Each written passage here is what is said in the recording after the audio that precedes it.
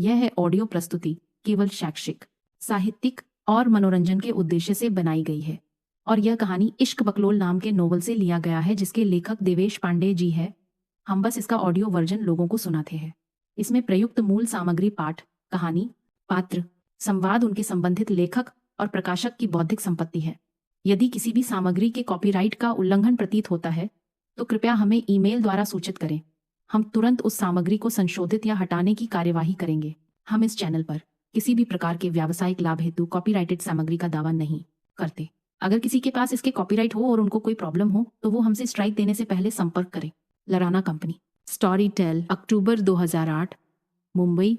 कमरे का प्रारूप ही ऐसा था कि आर्थिक स्थिति का अंदाजा आसानी से लगाया जा सकता था। वह किसी सस्ते लॉज या होटल का हिस्सा था। वैसे तो वह एक ही कमरा था, पर उसमें आधी दीवार की पार्टीशन डालकर जबरन 2 कमरों में तब्दील किया गया था। दीवारों के रंग और पलस्तर जगह जगह से उखड़े हुए थे। लोहे की पट्टियों वाली 2 चारपाइयां एवं पिचके हुए से 2 गद्दे उन पर रोल करके रखे हुए थे। फर्नीचर के नाम पर 3 प्लास्टिक की सस्ती वाली कुर्सियां और एक मेज जैसी ही कोई चीज, क्योंकि उसे मेज तो हरगिज नहीं कहा जा सकता था। फर्श खुरदुरा था और दीवार पर टंगी खूंटियों में कुछ बुशर्ट और पैंट्स बेतरतीब टंगी हुई थी। हवा के लिए 2 खिड़कियां थीं जिन पर जंग वाली ग्रिल लगी हुई थी और पंखा हवा कम आवाज ज्यादा देता था। कमरे के कोने में एक टेबल पर कुछ बैग्स रखे हुए थे जिनमें से कपड़े बाहर झोंक रहे थे। कुल मिलाकर कमरा कम, जेल ज्यादा लग रहा था। वह चर चर की आवाज करते पंखे के नीचे मेज जैसी उसी चीज पर पुस्तकें रखी हुई है और एक नौजवान किताबों में ध्यान मग्न होने का प्रयास करता हुआ नजर आ रहा था। गोरी रंगत और भारी देह, वजन ज्यादा नहीं था, फिर भी चिंताजनक अवश्य था। वह राघव था। राघव दिखने में थोड़ा औसत और गोरी रंगत का था। सेहत ऐसी कि जबड़े और गले के बीच वाला हिस्सा किसी मेंढक के गले सा फूला हुआ प्रतीत हो रहा था। क्लीन शेव्ड, चेहरा सौम्य, नैन नक्श में कटाव कम, उतार चढ़ाव ज्यादा थे। उसका ध्यान बार बार पंखे की ओर जा रहा था। कहना मुश्किल था कि उसका ध्यान पुस्तक पर था या पंखे पर। एकरी बहिनिया का। उसने माथे पर आते पसीने को पोंछते हुए पंखे को देखकर कहा। शायद उसे यकीन था कि गाली खाने से पंखा आवाज करना बंद कर देगा। किशन, एक जोरदार आवाज से राघव का ध्यान भंग हुआ, जो कि अभी भी कहीं और ही था। अबे ओ किशनवा! अरे राघव, कहाँ गया किशन? कमरे का दरवाजा लगभग धकेलकर अंदर प्रवेश करते दिनेश ने किशन को आवाज लगाई। दिनेश, जो दुबला पतला सा मरियल सा लड़का था, बाल घुंघराले और बेतरतीब हल्की दाढ़ी। उसने एक सस्ती सी जीन्स और उस पर पीले रंग का हरे चेक्स वाला फुल शर्ट पहन रखा था। उसका पहनावा थोड़ा अलग ही था। उसने शर्ट की केवल एक बाह मोड़ रखी थी, कोहनी से लगभग 2 इंच नीचे तक, और शर्ट इनके नाम पर बुरी तरह खांसी हुई, लेकिन आवाज तबीयत के बिल्कुल विपरीत, मजबूत और रौबदार। मेज पर किताब में अपना सर गढ़ाए राघव ने उसकी तरफ चिंघक कर देखा और कोई खास भाव न दिया। अपनी बात का कोई जवाब न मिलते देखकर दिनेश गुस्से से लाल पीला हो गया। तू ससुर यही बैठे रह, शतुरमुर्ग की तरह किताब में खोपड़ियां खोंसकर। अबे उसकी महतारी का फोन आया था, दिनेश ने तमतमाते हुए कहा। अरे जब उसकी अम्मा का फोन आया है तो उसे कहना मुझे काहे बता रहा है, और इसमें इतना गुस्सा होने वाली क्या बात है? राघव ने किताब मेज पर रखते हुए कहा। यह साला अपना मोबाइल पता नहीं कहाँ घुसाए रहता है। दिन भर में 10 बार फोन आ चुका है, चैन से सांस भी न ले पाया आज। चल छोड़, ये बता के है कहाँ? दिनेश ने पूर्ववत ही गुस्से में कहा। अबे काहे गला फाड़ रहा है? किशन बाथरूम के दरवाजे को खोलते हुए निकला। किशन, जो ज्यादा हट्टा कट्टा तो नहीं था, किंतु उसका शरीर उसके मेहनती होने का प्रमाण था। मध्यम, लेकिन शरीर के कटाव सुगठित थे, एकदम खेती किसानी वाले किसान की तरह। हल्की गोरी रंगत और चेहरा स्मार्ट न सही, लेकिन स्मार्ट से कमतर भी नहीं था। साले, फोनवा कहाँ रखा है? तेरी अम्मा फोन कर रही है। अरे जब बंबई पहुंच के फोन करने को कहा था तो काहे नहीं किया? एक तो तुझे पता ही है तेरी महतारी कैसी है, परेशान हो जाती है तेरी खोज खबर न मिले तो। दिनेश उसे सामने देख ताव में आते हुए बोला, अरे फोनवा की बैटरी खत्म हो गई थी और यहाँ पतला पिन वाला चार्जर भी नहीं मिला।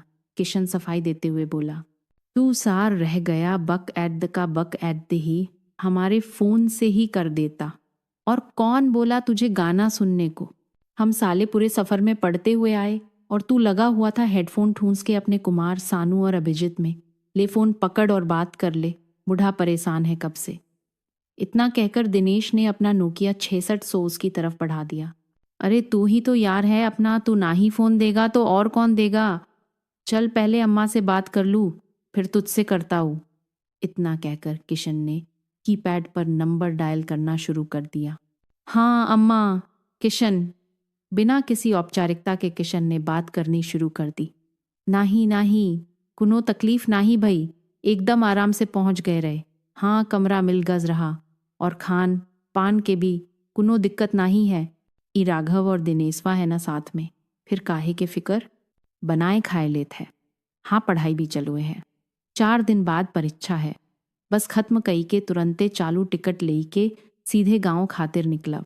नाही नाही कौनो बम्बिया हवा नाही लगी, जिसन निकले हैं विसन ही लौट भी आएंगे। ओकर चिंता जिन करा। किशन नॉनस्टॉप शुरू हो गया। देख सारे के, पहले तो फोन ना ही किया और जब फोन लगाई दिया तो ससुर का महुआ चैनल शुरू हो गया। राघव ने हंसते हुए दिनेश को आंख मारते हुए कहा। करीब आधे घंटे के बाद किशन ने दिनेश को उसका फोन लौटाया। अबे अब तैयार भी होगा या लुंगी पहने ही पूरा दिन निकलेगा? दिनेश की बात से किशन को अपने अब तक लुंगी पहने होने का एहसास हुआ। अरे पहन रहा हूँ, यहाँ कौन माई विटिया बैठी है। किशन ने खूंटी से पतलून उतारी। राघव आज ही पूरी किताब चाट जाएगा का रे, जब से आया है तब से घुसा बैठा है। अब दिनेश का निशाना राघव था। देख भाई, यूपी से यहाँ परीक्षा देने के लिए ही आया है। जानते ही हो कि बेरोजगारी से क्या हालत हुई है। 3 साल चप्पल घिसी लेकिन कोनो नौकरी नहीं मिली, खेत गहाने पड़ा है। छोटकी के ब्याह का कर्जा अब तक नहीं उतरा है। अब रेलवे भर्ती बोर्ड का विज्ञापन देखकर बड़ी उम्मीद से आया हो कि सिलेक्ट हो गया तो जिंदगी बन जाएगी। अब तुम तो साले पैदाइशी लंठ हो, गोबर गणेश, तुम न समझ सकोगे। राघव ने सफाई में भाषण सा दिया। हाँ बेटवा, बहन का ब्याह तो तोहरा ही हुआ है, खेत गहाने पड़ा है, कह रहा है जैसे हमारे बाप दादा हमरे लिए सैकड़ा एकड़ छोड़ गए हैं, तोहार तो खाली गहाने पड़ा है। हमरी तो आधी जायदाद बिक गई माँ के इलाज में, बुढ़वा खुद बीमार हुआ अलग, अस्पताल के खर्चे में से पैसा बचाकर हम तो साले यहाँ झक मारने आए हैं ना।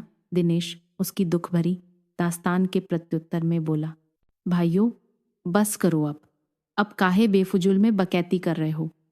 दरवाजे पर हुई दस्तक से किशन की बात अधूरी रह गई।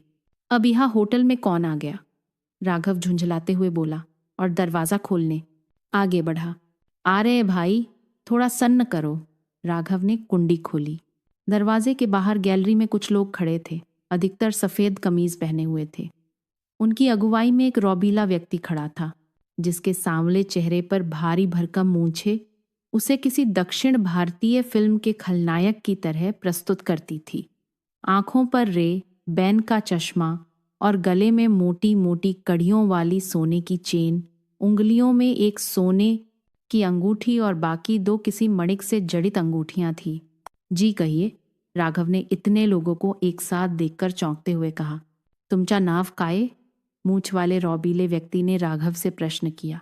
जी? राघव को प्रश्न समझ में न आया। तब तक दिनेश और किशन भी दरवाजे तक आ चुके थे। मराठी नहीं समझ में आती? उस व्यक्ति ने कड़क आवाज में पूछा। जी नहीं आती। इस बात का उत्तर किशन ने दिया। मग कशाला आए घालायला येता रहे थे? मां पर गाली। पीछे खड़े अधगंजे ने कहा। तुम्हारा नाम पूछा मैंने, नाम क्या है तुम लोगों का? जी मेरा नाम राघव दुबे, ये किशन तिवारी और वो दिनेश सिंह। राघव ने सबका परिचय दिया। उसे ना जाने क्यों जवाब देना ही सही लगा। तुम लोग रेलवे भर्ती बोर्ड में एग्जाम देने आए हो? उसने दोबारा प्रश्न किया। जी हाँ, राघव ने उत्तर दिया। मूंछ वाला व्यक्ति अपने साथियों की ओर पलटा और कुछ कहा। हे पण ते चाहित, ये भी वही है। उसने उन्हें बताया। हॉल टिकटे घ्या याची। हॉल टिकट्स लो इनकी, एक अधगंजे व्यक्ति ने कहा। अपने अपने हॉल टिकट दिखाइए आप लोग, रौबीले व्यक्ति ने चश्मा उतारकर अपनी जेब में रखते हुए कहा। काहे काहुआ? किशन ने प्रश्न किया। हम जांचने आए हैं, बाहर से आए विद्यार्थियों की सूची बनाई जा रही है, सहयोग दीजिए, मूंछ वाले ने दोबारा कहा। राघव, किशन और दिनेश की ओर मुड़ा। किशन, राघव, लाना तो जरा। कुछ देर बाद तीनों के हॉल टिकट्स मूंछ वाले के हाथों में थे। हॉल टिकट्स देखकर उसके चेहरे पर एक मुस्कान उभरी और उसने अपने दोनों हाथ राघव के कंधों पर रखे और उसके नजदीक आते हुए कहा, इतना बड़ा यूपी बिहार छोड़कर तुम लोग इधर इच काय को आया? किशन ने कहा। अब उसे न जाने क्यों डर सा लगने लगा। जी सर, नौकरी नहीं मिल रही थी तो पेपर में विज्ञापन देखा और अप्लाई कर दिया। सर, हमारे हॉल टिकट? किशन ने प्रश्नवाचक नजरों से उसे देखते हुए पूछा। एवढ़ी काये घाई आहे, इतनी भी क्या जल्दी है, देते हैं ना। लेकिन राघव की बात पूरी होने से पहले ही एक जोरदार चांटा उसके गाल पर पड़ा जो उस मूंछ वाले ने मारा था। सभी सन्न रह गए। किशन और दिनेश ने राघव को संभाला। तमाचा इतनी जोर का था कि राघव के दाएं गाल पर 5 उंगलियों के निशान साफर दिखाई दे रहे थे। वह हतप्रभ तो था ही, साथ ही साथ उसकी आंखों में आंसू भी आ गए। आप लोग कौन हैं? क्या चाहते हैं? और हमरे दोस्त को काहे मार रहे हो? दिनेश ने घबराए स्वर में कहा। मूंछ वाले व्यक्ति के पीछे वाले सभी अपनी शर्ट की आस्तीन चढ़ा रहे थे। यह देखकर सभी घबरा गए। शोर शराबा सुनकर गैलरी में दूसरे लोग भी जमा हो गए। सभी की नजरें उसी कमरे पर टिकी हुई थी। दिनेश के प्रश्न का उत्तर उसके पेट में एक जोरदार ठोकर के रूप में मिला जो उस अधगंजे ने मारी थी। दिनेश पेट में हुए जोरदार प्रहार से दोहरा हो गया और इसी के साथ सभी व्यक्ति धड़धड़ाते हुए कमरे में घुस आए। किसी ने ठोकरों पर उन्हें रखा तो किसी ने घूंसे बरसाने शुरू कर दिए। अचानक इस बदली परिस्थिति से तीनों घबरा गए। डर की अधिकता से उनकी रुलाई फूट पड़ी। दिनेश ने मूंछ वाले के पैर पकड़ लिए। सोड रे साले भिकारी लोग, क्या रे? जब उधर नहीं मिलता तो यहाँ हाथ फैलाने आ जाते हो। उधर के मंत्री नेता मर गए हैं क्या? पैर पकड़े हुए किशन के कंधे पर अपने बूट का प्रहार करते हुए उसने कहा। हमका नहीं पता सर, हम तो खाली परीक्षा देने आए हैं। हमें भला ये सब क्या पता? राघव ने रोते हुए कहा। तुम लोगों को ऐसा सबक सिखाएंगे कि साले दोबारा यहाँ आने का सुनकर ही मूत दोगे पैंट में। इतना कहकर उस व्यक्ति ने अपने साथियों की ओर देखकर कुछ इशारा सा किया और तुरंत 2-4 बलिष्ठ व्यक्ति आगे बढ़े। उनके हाथों में लकड़े के लठ थे। यह देखकर तीनों की जान हलक में अटक गई और आंखें भय से फैल गई। उन्हें समझ ही नहीं आ रहा था कि ये आखिर हो क्या रहा है और उन्हें आखिर किस बात की सजा मिल रही है। दिनेश तुरंत हाथ जोड़कर बैठ गया। भैया, हमारा दोस्त का है, आखिर काहे मार रहे हो हमें? किशन और राघव पर बेतहाशा लात घूंसे बरस रहे थे और वे माई रे, अम्मा कहकर आर्तनाद कर रहे थे। किंतु उनके इस आर्तनाद का कोई असर पड़ता नहीं दिख रहा था, बल्कि कुछ लोगों ने उनकी किताबों को भी फाड़ना शुरू कर दिया कपड़ों के साथ। बैग अस्त व्यस्त कर दिए गए। कमरा जो पहले ही किसी जेल जैसा था, अब वह किसी भूकंप का शिकार हुई पुरानी इमारत के मलबे जैसा प्रतीत हो रहा था। यहाँ हम लोगों के अधिकार और नौकरी पर डाका डालने आ जाते हो। तुम्हारे वडबोले नेता लोग तुमको नौकरी नहीं देते क्या? और तुम लोगों में शर्म नहीं है जो मुंह उठाकर आ जाते हो हर बार? मुंबई को नर्क बना दिया है साले भैन एक्ट। यहाँ से वापस जाना तो वहाँ भी बताना कि यहाँ क्या हाल होता है तुम लोगों का, ताकि कोई दोबारा यहाँ आने की हिम्मत न कर सके। इतना कहकर मूंछ वाले ने बाकियों को इशारा किया और उन्होंने तीनों लड़कों को घसीटते हुए कमरे से बाहर खींचकर गैलरी में ला पटका। आस पास तमाशबीनों की भीड़ लग चुकी थी, लेकिन सभी केवल तमाशा देखने में उत्सुक थे। रोकने या विरोध में किसी की दिलचस्पी नहीं थी। तीनों लड़के किसी टूटे फूटे सामान की तरह गैलरी में पड़े थे। उनके चेहरे नीले पड़ चुके थे और बुरी तरह सूज गए थे। मुंह से खून बह रहा था और कपड़े बुरी तरह फट चुके थे। वे मदद की आस में आस पास देख रहे थे, लेकिन कोई भी मदद करने में दिलचस्पी नहीं ले रहा था। या शायद कुछ लोग थे जो आगे बढ़े अरे दादा, हे काय, कशाला मारताय या बिछाया ना? दादा, इन बेचारों को क्यों मार रहे हो? एक व्यक्ति जो थोड़ा अधेड़ था हिम्मत करके आगे बढ़ा। उसके लहजे से साफ लग रहा था कि वो इन लोगों को जानता था। तुम्ही मध्ये पडू नका, आम्ही कोणासाठी लढतोय? तुमच्याच हक्कासाठी ना? मध्ये पडू नका. तुम्ही जर काही करत असता तर आम्हाला मध्ये पडण्याची गरज लागली नसती. चला चला, निघा इथून. डोक बिनसलय, समझल न? तुम बीच में मत पड़ो. ये लड़ाई आखिर हम किसके लिए लड़ रहे हैं? तुम्हारे लिए ही ना? बीच में मत पड़िए. अगर आप लोगों ने कुछ किया होता तो हमें यह सब करने की ज़रूरत ही नहीं पड़ती. चलो फूटो यहाँ से, दिमाग पहले ही बहुत खराब है, समझी? वो व्यक्ति दयनीय नज़रों से उन लड़कों की ओर देखते हुए पीछे हट गया। उसके पास और कोई चारा भी नहीं था। वह जानता था कि इन्हें समझाने का प्रयास करने पर शायद उसकी हालत भी उन लड़कों जैसी ही हो। वह पीछे मुड़ा और तेज कदमों से भीड़ को चीरता हुआ आगे बढ़ गया। कुछ दूर निकलने के बाद उसने यहाँ वहाँ देखा, फिर अपनी जेब से रिलायंस का मोबाइल निकाला और कुछ नंबर दबाए। कुछ देर घंटी बजने के पश्चात फ़ोन रिसीव हुआ। Hello police. दिनेश, राघव, किशन अस्पताल में पड़े थे। अस्पताल की जर्जर इमारत और सीमित संसाधन अस्पताल के सरकारी होने की साफ चुगली कर रहे थे। राघव के पैरों की हड्डियां टूटी थी और पीठ की पसलियां टूटने के अलावा भी 9 फ्रैक्चर्स थे। किशन भी पीछे नहीं था। उसने 11 फ्रैक्चर, एक कंधा डिसलॉकेट और टखने तुड़वाकर बढ़त बनाई हुई थी।